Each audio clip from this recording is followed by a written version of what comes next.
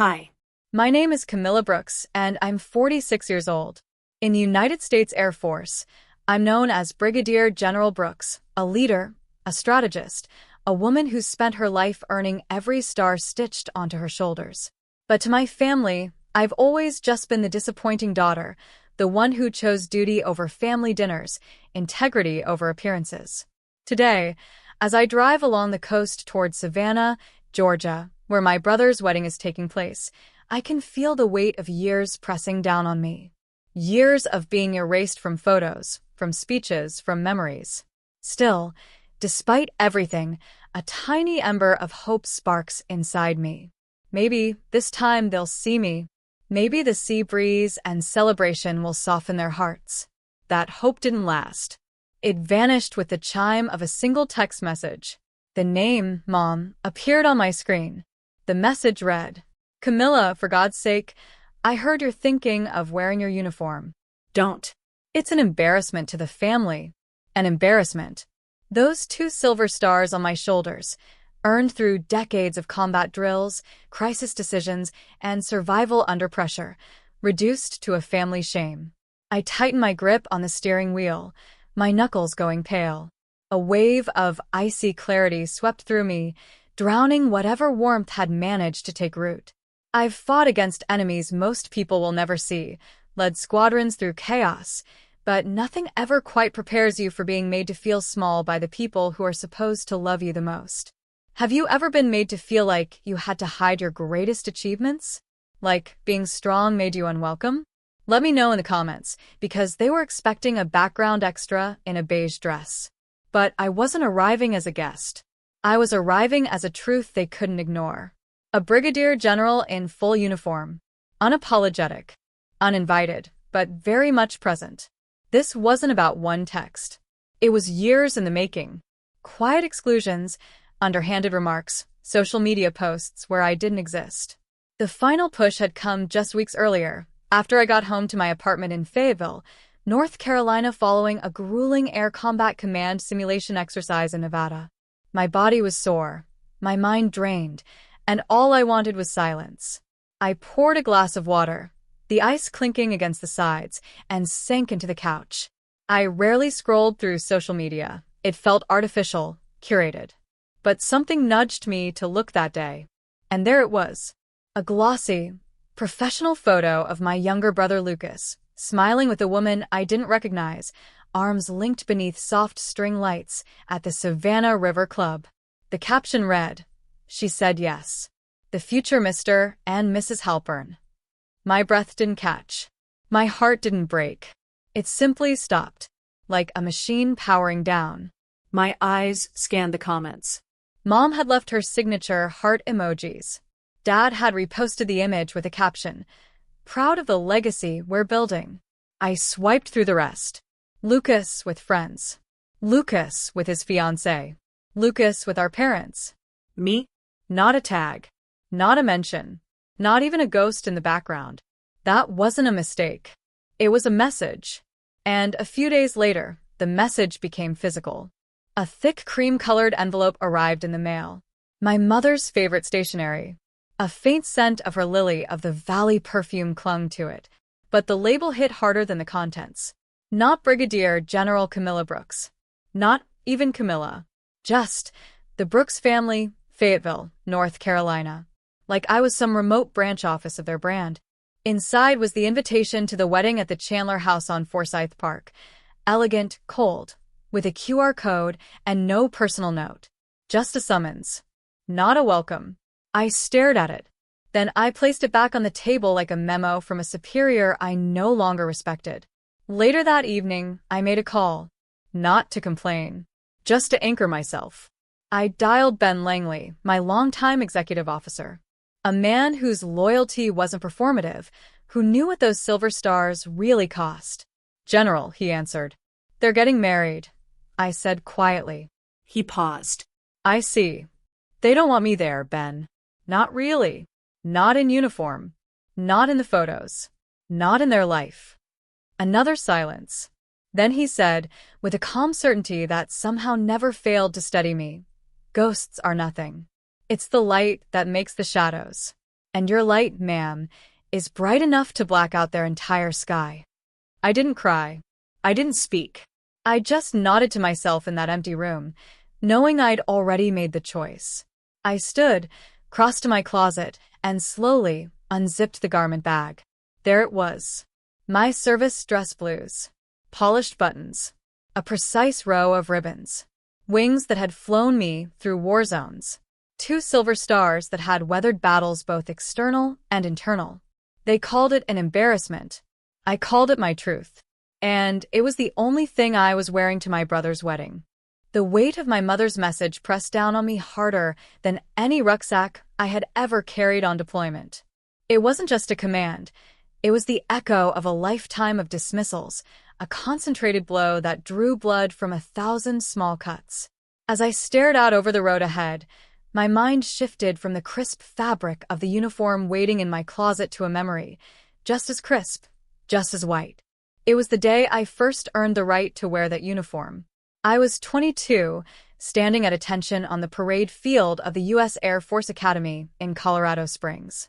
The sky was brilliant blue, the air buzzing with pride and patriotism.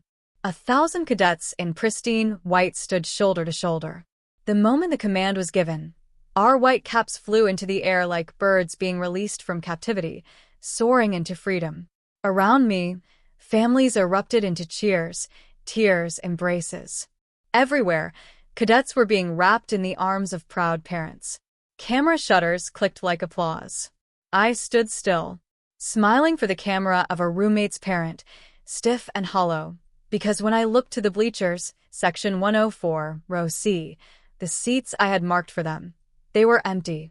2 blue plastic chairs that had no idea they were breaking my heart. The call had come that morning. I had just finished polishing the buttons on my uniform when the phone rang. It was my father. "Camilla," he said, clipped and impersonal. "We won't make it. There's a major opportunity in Dubai, some oil merger. Bad timing, I know, but this could be a game changer."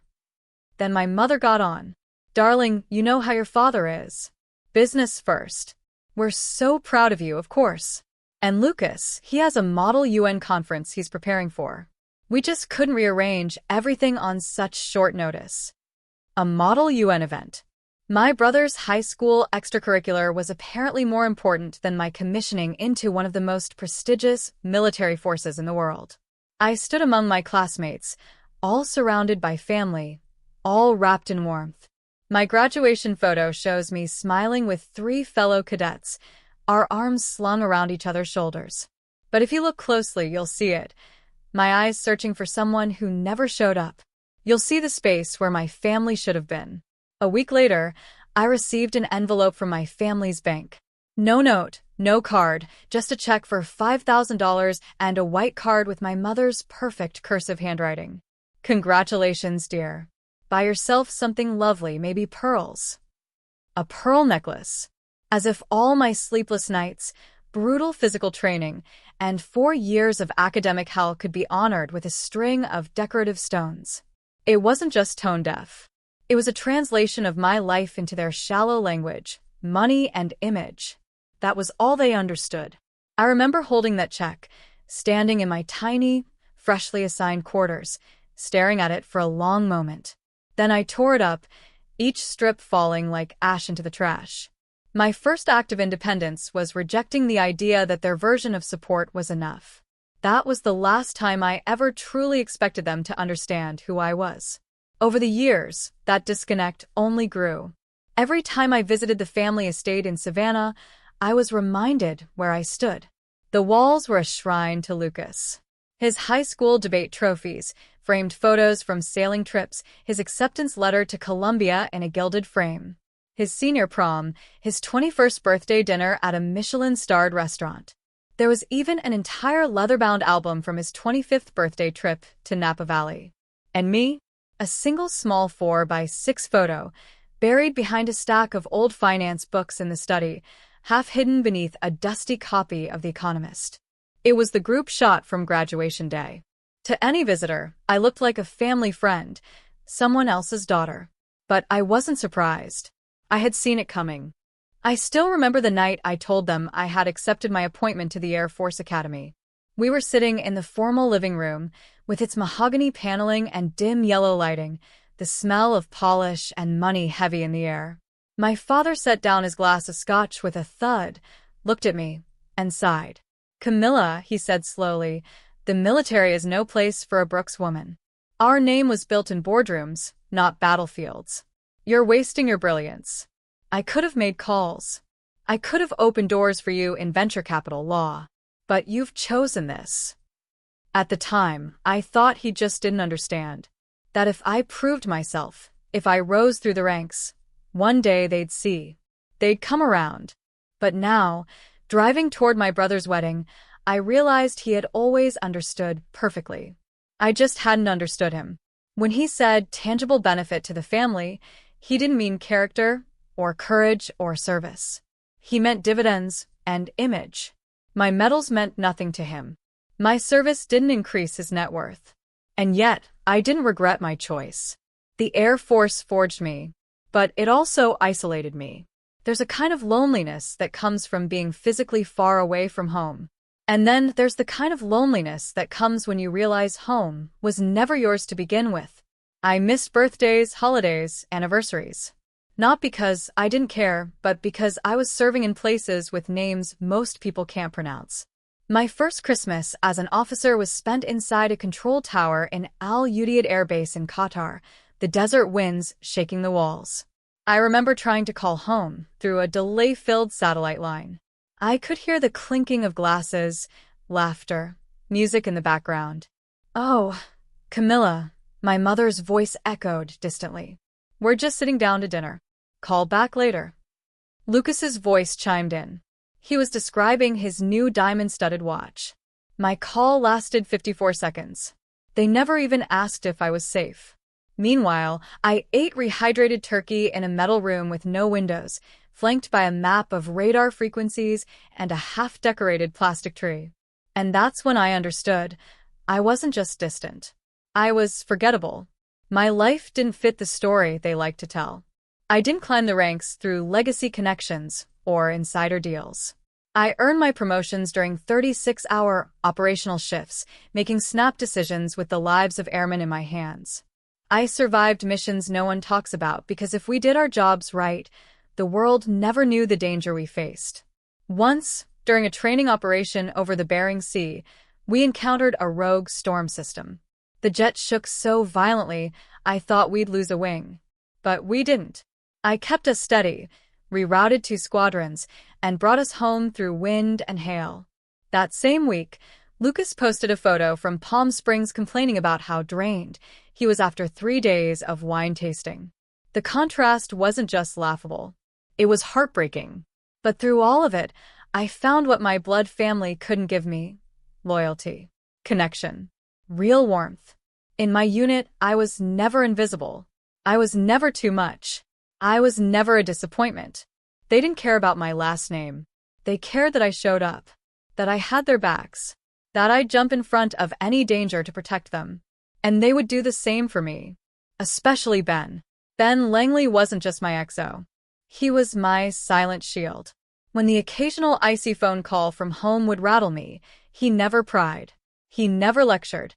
He would simply show up hours later with a mug of hot Earl Grey, black, no sugar, placed quietly on the corner of my desk. "You look tired, General," he'd say softly. "Maybe you should take a moment." He never asked what was wrong. He just made space for me to breathe.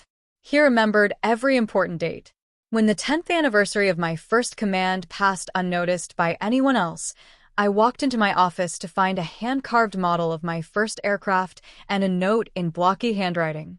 "She was lucky to have you." Those small, unspoken acts, that was family. And in a world where my parents and brother had treated my integrity like a liability, that meant everything. Our bond, mine and Ben's, was forged not in words, but in shared silence and mutual respect. And that bond became my fortress when the one event that nearly ended my career, the Orion incident, brought everything crashing down. It was a black mark waiting to be written into history, and Vice Admiral Harrison Croft was prepared to let me take the fall to save himself. The official report was sanitized, carefully crafted to shield those with stars and influence, while those who bore the brunt were quietly cast aside. But I had disobeyed his order that day, overridden it to save my team. It was a move that earned me a disciplinary inquiry and the unwavering loyalty of those who survived. When the inquiry convened behind closed doors at the Pentagon, I walked into that cold, gray room ready to face them alone. But when the doors opened afterward and I stepped out, still shaking from hours of interrogation, I saw Ben. He was standing across the hallway in his full dress blues, holding a black umbrella despite being indoors. No words, just presence. When I reached him, he didn't ask me what had happened. He simply opened the umbrella and said, "I'm here, General. Whatever happens next, I'm not going anywhere. The truth has a witness." In that moment, I realized something that should have been obvious. My family hadn't failed me because they didn't love me. They failed me because they didn't know how. They didn't understand courage unless it was televised. They didn't understand honor unless it was bought. And loyalty? That was a currency they had never learned to value. I wish I could tell you the Orion scandal changed them, that the near loss of American lives under Croft's command sparked some shift in their hearts. But that would be a lie. A month before Lucas's wedding, I received a call from my father. That alone was unusual. He preferred short, cold texts sent on holidays and birthdays, if anything at all. "Camilla," he said, unusually warm, "it's been too long. How are you?" I should have known something was off. He asked about my health, my base, my command. He even asked how Ben was doing. My walls, usually so strong, cracked just a little. I allowed myself to hope. Maybe this was the moment. Maybe he was finally seeing me. And then the trap sprang. "I heard your unit is leading the selection process for that new sonar intelligence integration system," he said. "And as it happens, one of our partner companies is bidding, Croft's firm. He mentioned how useful it would be to have someone on the inside, someone like you. Maybe help guide the selection committee." My stomach turned. My jaw locked. He didn't see me. Not really. I wasn't his daughter. I was a tool. A useful lever. An insider with a name he could exploit. I kept my voice cold. No. "What you're asking is illegal. And it's a violation of my oath." The silence on the other end was immediate. "Don't be so dramatic," he snapped and hung up. Hours later, my mother called. Her tone was that carefully manufactured grief she wielded like a scalpel. "Camilla, you've disappointed your father. He's only thinking of the family. Lucas has so much riding on this wedding and on your father's investments. This is about your brother's future." Then came the guilt. The same twisted refrain I'd heard all my life. "You've always been so rigid, so military. There's no flexibility with you. Sometimes you need to put family first." Apparently, to them, family first meant espionage for profit. But the final insult came that evening when Lucas himself called me. His voice cracked, full of rehearsed emotion. "Camilla, I heard what happened. Why would you do that to Dad? He's been so stressed." Then came the kicker. "The honeymoon costs are through the roof. And we had to upgrade the venue. I mean, you've got everything, your stars, your command. Can't you just help this once?" "It's just a small thing. I just want a beautiful start to my marriage." There it was. He was using his wedding and my guilt as a tool. My ethics, my reputation, my oath, those were nothing to him compared to his Instagram-worthy honeymoon in Bora Bora. That was the moment something inside me broke. Not out of pain. Not even anger. Something colder. Clearer. I had been used, guilt, dismissed, and manipulated for the last time. Fine. They wanted a perfect wedding? They'd get one. But I wouldn't be coming alone. I would be bringing the one thing they feared most. The truth. I arrived in Savannah the day before the wedding and checked into the mansion on Forsyth Park, a stone's throw from the venue. I didn't call them to say I'd arrived. I knew word would spread fast enough. The next morning, I drove to the Chandler house, where the final walkthrough was underway. The ballroom buzzed with vendors, florists, and tension. My mother and Lucas were huddled over a seating chart with the planner. As I approached, my heels echoing softly on the marble, My mother looked up. Her mouth curved into a tight smile that didn't reach her eyes. "Camilla," she said, as if my name left a bitter taste in her mouth. "You're early." I looked at the table setup and said gently, "Aunt Lillian and Uncle Mark both have hearing issues. You may want to seat them a little farther from the band." She waved a hand. "The professionals have it covered, dear. What would you know about these things?" I bit my tongue. That evening, the rehearsal dinner was held at a waterfront restaurant on River Street. The family table was long, beautifully arranged, set for 12. My name was not on any of the place cards. Instead, I was directed to a small table near the service entrance, the Friends of the Family table. I sat beside a distant great-aunt who kept asking if I was still in the Coast Guard. I sat silently, sipping sparkling water and watching my father stand up, tap his glass, and begin a heartfelt toast to our bright, beloved son Lucas. He spoke about legacy, about pride, about future generations. Not once did he say my name. He erased me, right there, in front of dozens of witnesses. But that wasn't what broke me. What did was the gift. I had spent weeks hunting for the perfect gift. Not something from the registry. Not cash. I wanted to give Lucas something meaningful. I found it in an antique shop, a 1940s brass compass. Heavy, beautiful. I had it engraved with the wedding date and the coordinates of the Savannah chapel where our grandparents had been married. A symbol of legacy, of guidance, of family. When I handed it to him at the table, he barely looked up. "Oh, cool. Thanks," he said, glancing at it before placing it on the table beside a bread plate. Minutes later, a waiter came by to clear the table. I watched as he nearly swept the compass into the tray with the used napkins. My gift, my history, discarded like trash. I stood up and walked out into the night. No one noticed. No one followed. As I walked along the edge of the river, the wind whipped against my face, sharp and clean. The pain I'd been carrying for years, an ache I had learned to live with, had finally burned away. It didn't leave ashes. It left steel. This wasn't about revenge anymore. This was about justice. Back in my hotel room, beneath the antique molding and velvet drapes of the mansion on Forsyth Park, I didn't sleep. I didn't pace. I didn't cry. Instead, I sat at the glass-topped desk, opened my encrypted military laptop, and began preparing for the most important operation I'd ever lead. Not a mission briefing. Not an air raid.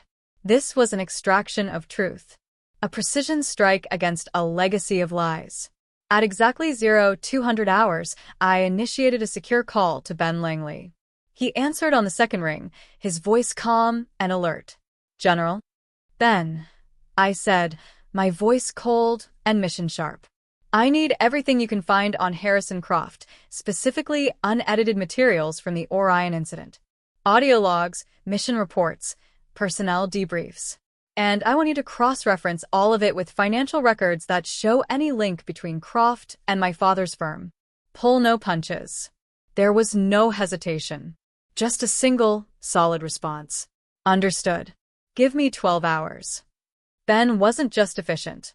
He was the quiet center of a silent network of officers, men and women we'd worked with, trusted, protected, who had their own reasons to expose the rot Croft represented. Croft's reputation had survived because it was built on manipulation, but he had made enemies, honorable ones. While Ben activated the network, I went to work on the wedding.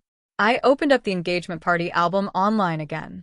This time, I wasn't looking at the happy faces or the champagne glasses.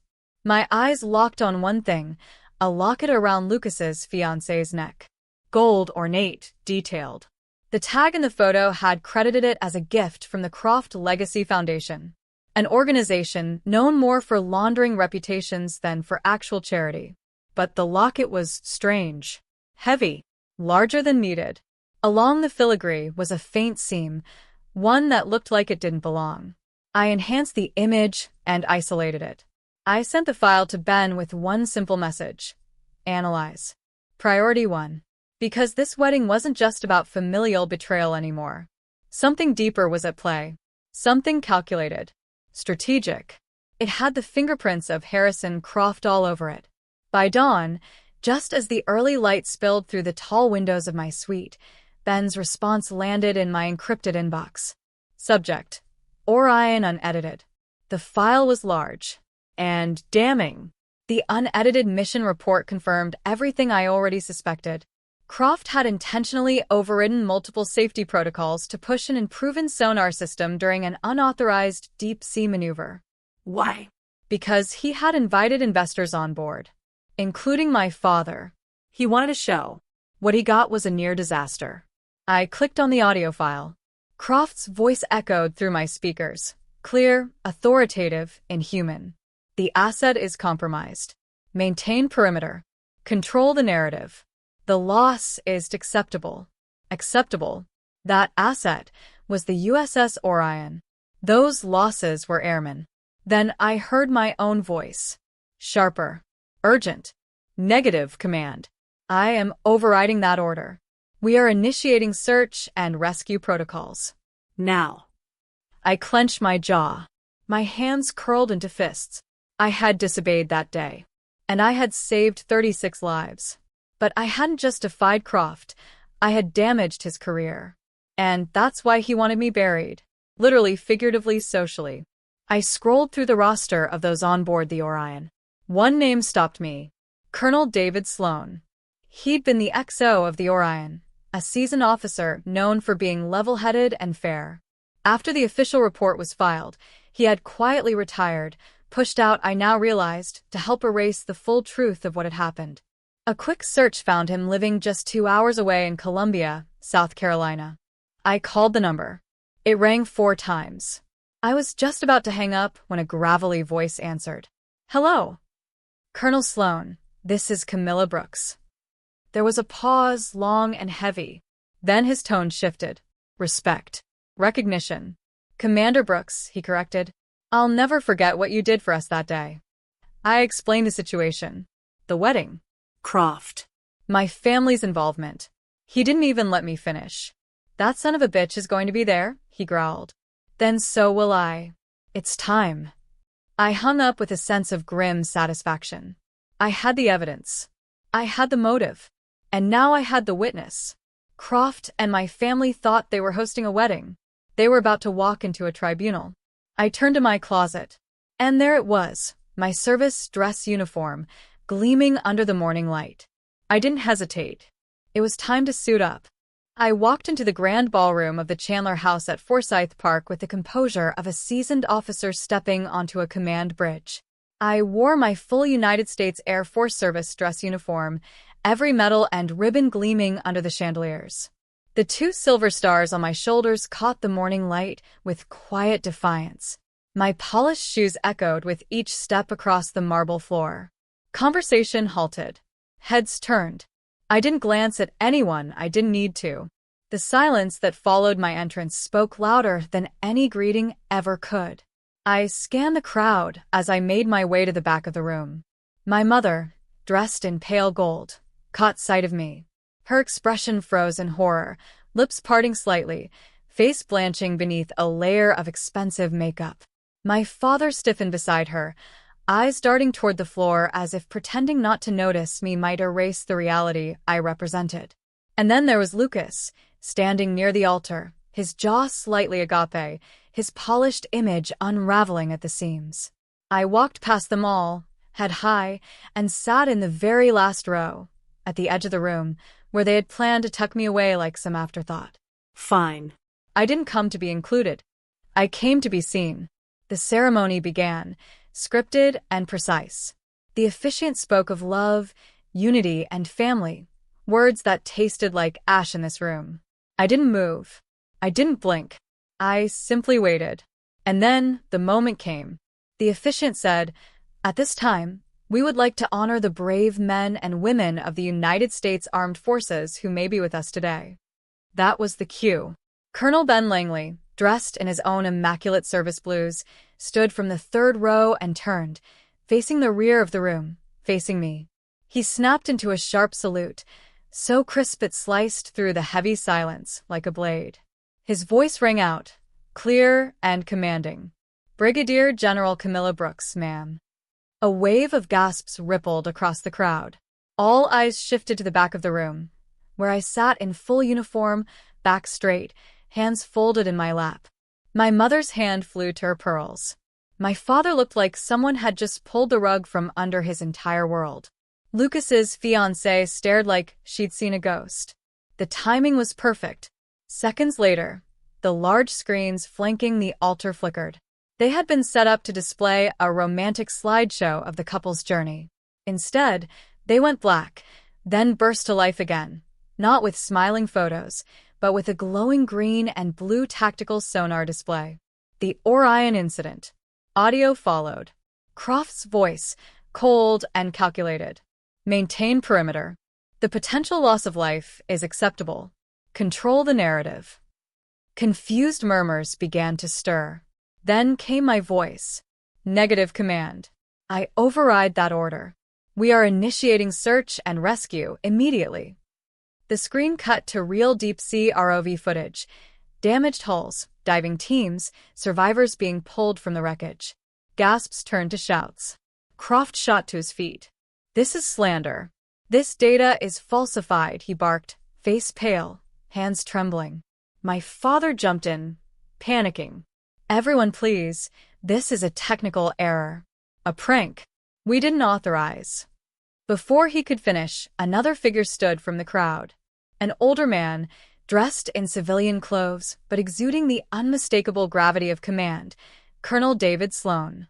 His voice was gravelly, unwavering. That recording is real. That footage is real. My name is David Sloan. I was second in command of the USS Orion when this incident occurred. Vice Admiral Croft abandoned us to protect his career.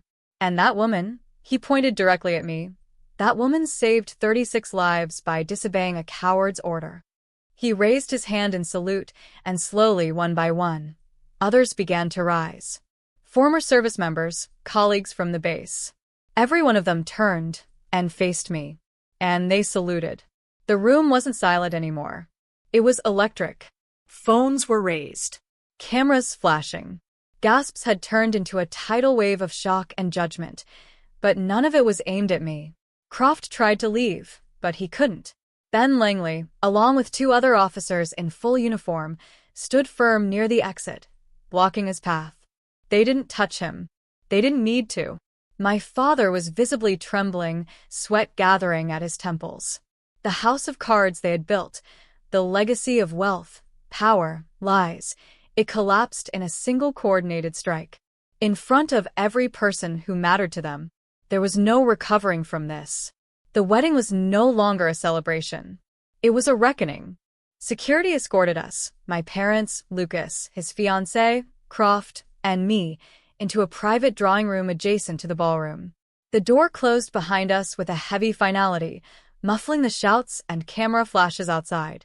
Inside, the air was thick, not with celebration, but with tension so sharp it could slice through steel. No one spoke for a few seconds. Then my mother exploded. Her voice trembled with fury. How could you do this, Camilla? You've ruined everything. The family's name, Lucas's wedding. Years of work gone. My father pointed a shaking finger at me, his eyes wild. You will pay for this, he hissed. You don't know the damage you've done. But I didn't flinch. I didn't even raise my voice. I looked at them both, calm as a quiet sky before a storm, and said evenly, a reputation built on lies isn't a reputation. It's a prison. And today I set myself free. My words stunned them into silence. My mother's eyes burned. We gave you everything. I tilted my head. No. You gave me the expectation to stay silent, to be grateful for being tolerated. You gave me polished lies and empty seats. Then Lucas, his tuxedo askew, his composure shattered, stepped forward. His voice cracked with rage and desperation. You've destroyed my wedding, Camilla. Everyone's watching that garbage out there. Do you know what you've done? How could you be so selfish? I looked at him, my brother, the golden child, the one who got everything and still wanted more. You think this is about you? I said quietly. You are going to start your marriage standing on the bones of a cover-up. A cover-up you asked me to help protect. A marriage built on lies, Lucas, is already broken. He reached for me, grabbing my sleeve. Please. Tell them it was fake. Tell them it was all a mistake. I stared at his hand, then gently pried his fingers from my uniform one by one. The game is over, Lucas. There's no one left to manipulate. He stepped back, pale, his mouth opening but no words coming out. And just then the door opened. 2 men in dark suits stepped inside, federal agents, badges clipped to their belts, followed by 2 uniformed Savannah police officers. They didn't address anyone else. Vice Admiral Harrison Croft, one agent said, his tone clipped and official. You are under arrest for obstruction of justice, falsification of defense intelligence, and abuse of authority regarding the USS Orion incident. Croft stammered something incoherent, but the agent wasn't listening. He read Croft's rights as the officers moved forward. When the cuffs clicked around his wrists, the sound rang through the room like a gavel striking down on everything they had tried to hide. My father crumpled into a chair, his power unraveling with every second. My mother stood frozen, her expression stunned, her world collapsing around her. Lucas's fiancée sobbed in the corner, mascara streaming down her cheeks. And I turned and walked toward the door. My mother's voice stopped me. Camilla, where are you going? I paused, my hand on the doorknob, but didn't look back. I'm going where I belong, I said. And it's not here. And with that, I walked out, leaving behind a room full of people who had always treated my truth like an inconvenience. The hallway air felt cooler, lighter. I could still hear the echoes of stunned voices outside, but they didn't weigh on me. I had been waiting for that moment my entire life, not to punish them, but to release myself. I didn't feel triumph. I didn't feel sorrow. I felt peace. A stillness I had never known. The battle was over. But the real journey, rebuilding my life on my terms, was just beginning. In the weeks that followed, the story of what had happened at Lucas's wedding spread like wildfire. What was meant to be a flawless high society celebration had transformed into a national scandal, the fall of Vice Admiral Harrison Croft, and the unraveling of the Brooks family's public image. Croft, now facing a full court-martial, was being investigated by multiple federal departments. His once untouchable career crumbled almost overnight. I didn't need to follow the headlines. The officers who had once feared him now spoke freely and truthfully.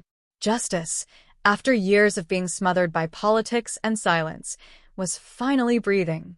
My father's company didn't fare much better. As the connection between him and Croft became public, business partners and investors began backing out. Contracts were canceled. Funds were frozen. His pristine empire, built on branding, bluff, and boardrooms, began to implode. As for the wedding, it was quietly canceled. No formal announcement, no follow-up photos. I heard through an old classmate who still lived in Savannah that Lucas had gone to Europe for a break, and his fiancée returned to California to reconsider. I didn't feel joy. I didn't feel revenge. I felt nothing. Their world had finally become what it always was to me, distant, irrelevant. One afternoon, months after the events at the Chandler house, I took a rare walk along the marina in Fayetteville, watching the water glint in the afternoon sun as aircraft buzzed far above the base.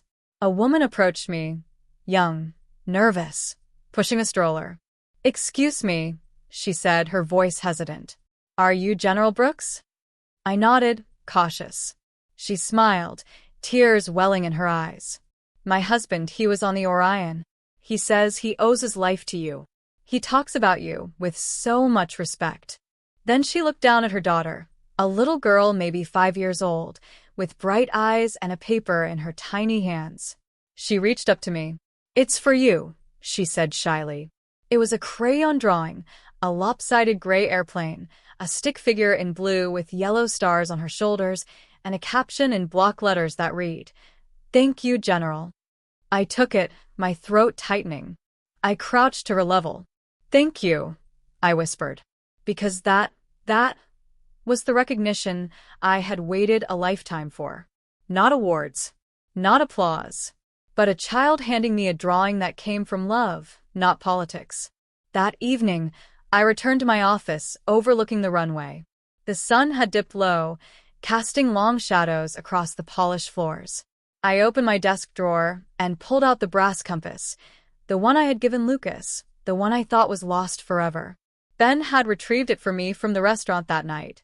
Silently. Carefully. He had returned it without a word. I turned it over in my palm now, polished it with my thumb, and placed it beside my command insignia on the shelf. It wasn't a reminder of rejection anymore. It was mine again, my own true north. I had spent too many years chasing love from people who were incapable of giving it, hoping for approval from those who only knew how to diminish me. But not anymore. That compass wasn't for them. It was for me.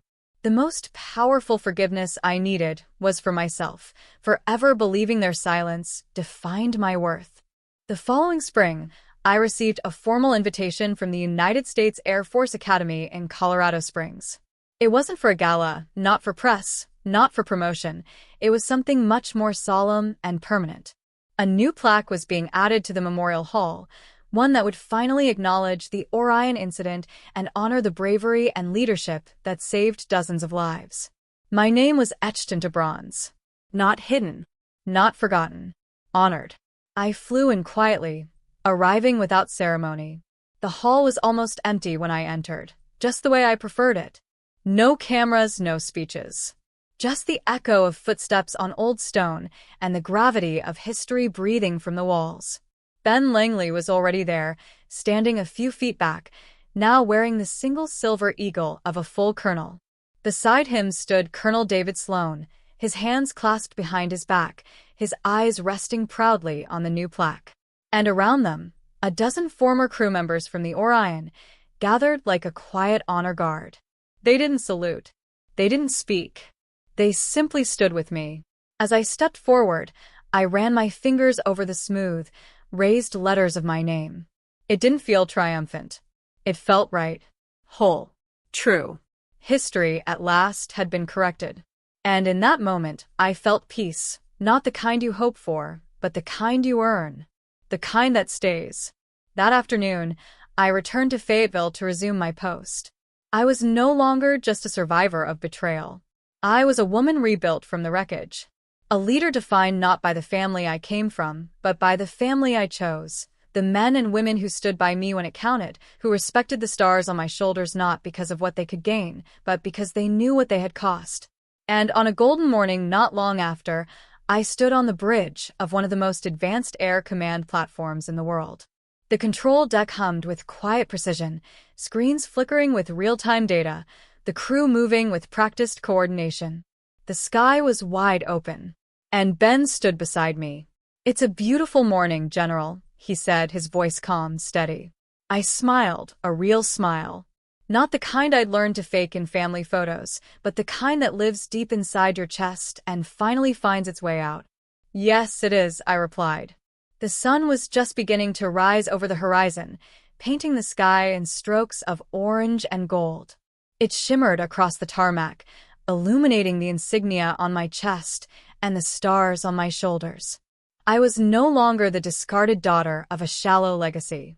I was Brigadier General Camilla Brooks, a protector, a leader, a truth-teller.